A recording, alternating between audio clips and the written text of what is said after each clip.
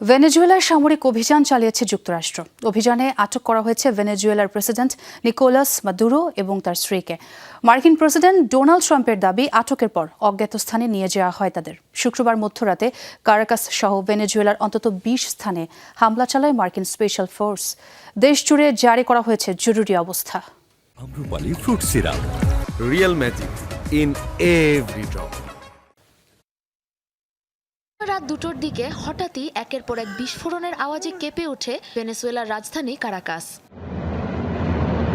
খুব নিচু দিয়ে উড়ে যেতে দেখা যায় বেশ কয়েকটি সামরিক হেলিকপ্টার। বিভিন্ন ধরনের অ্যাটাক হেলিকপ্টার সহ চিনুক কপ্টারও উঠতে দেখা যায়। আকস্মিক এই হামলা নিয়ে শুরু হয় তোলপাড়। অবশেষে মার্কিন প্রেসিডেন্ট ডোনাল্ড ট্রাম্প জানান, ভেনেজুয়েলায় সামরিক অভিযান চালিয়েছে মার্কিন বাহিনী। আটকের পর দেশের বাইরে নিয়ে যাওয়া হয়েছে প্রেসিডেন্ট মাদুরো এবং তার স্ত্রীকে। ভেনেজুয়েলার বিরুদ্ধে বড় আকারের হামলা চালানো হয়েছে। এই হামলার পর দেশটির প্রেসিডেন্ট নিকোলাস মাদুরো ও তার স্ত্রীকে আটক করা হয়েছে। রাজধানী সহ দেশটির মিরান্দা, আরাগুয়া, লা গুয়াইরা সহ বেশ কিছু গুরুত্বপূর্ণ এলাকায় চালানো হয় হামলা। বিভিন্ন পাল্লার ক্ষেপণাস্ত্র এবং রকেট দিয়ে চালানো হয় এসব হামলা।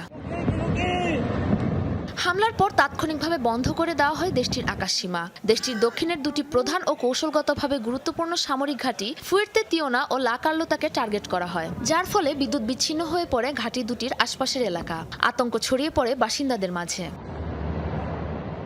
অতর্কিত এই হামলার পর দেশ জুড়ে জরুরি অবস্থা জারি করে ভেনেজুয়েলা সরকার। ভেনেজুয়েলায় হামলার পরপরই জাতিসংঘের নিরাপত্তা পরিষদের কাছে জরুরি বৈঠকের আহ্বান করেছে প্রতিবেশী দেশ কলম্বিয়া। সোশ্যাল হ্যান্ডেল এক্সে প্রকাশিত এক বিবৃতিতে ভেনেজুয়েলার সীমান্তবর্তী শহরে যৌথ বাহিনীর তৎপরতা বৃদ্ধি ও যে কোনো সময় অভিযান পরিচালনার প্রস্তুতির ঘোষণা দেন প্রেসিডেন্ট গুস্তাভো পেত্রো। এর আগে গেল বৃহস্পতিবার দেওয়া সর্বশেষ বিবৃতিতেও যুক্তরাষ্ট্রের সাথে আপোষের ইঙ্গিত দিয়ে কথা বলেন ভেনেজুয়েলার প্রেসিডেন্ট নিকোলাস মাদুরো। ওই একই দিনে ক্যারিবিয়ান উপকূলে ভেনেজুয়েলার একটি নৌযানে হামলা চালিয়ে ৫ জনকে হত্যা করে মার্কিন সেনারা। সাবরিনা নুসরাত, যমুনা নিউজ।